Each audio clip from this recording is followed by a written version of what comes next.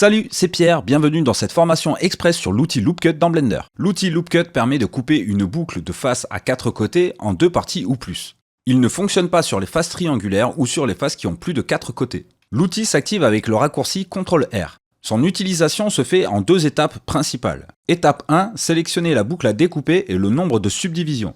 Étape 2, positionner et valider la coupe sur le maillage. Quand le LoopCut est actif, les options d'outils sont visibles dans la barre d'état et les informations sur l'opération en cours s'affichent dans la barre d'en-tête. Survoler l'objet avec la souris montre quelles boucles peuvent être découpées. Positionner la souris sur une arête facilite la sélection de boucles. Le nombre de découpes peut être changé avec la roulette de la souris, avec les touches Page Up et Page Down, ou en entrant un nombre avec le pavé numérique. Tu peux annuler l'opération en faisant un clic droit ou valider la découpe avec un clic gauche.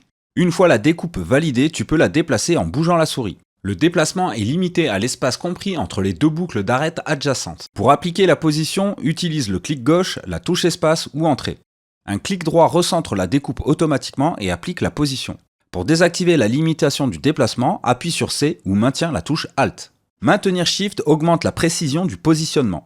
Shift plus Tab active ou désactive le mode de déplacement par palier.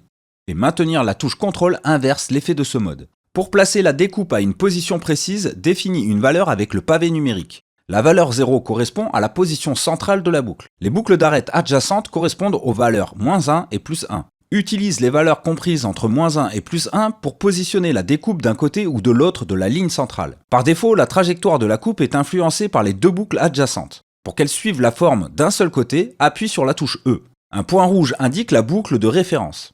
Appuyer sur F permet d'inverser le côté de référence. Les touches G, R et S permettent une transformation de la découpe en limitant ses effets sur les UV. Après avoir appliqué un LoopCut, tu peux te rendre dans le panneau Opérations pour ajuster certains paramètres.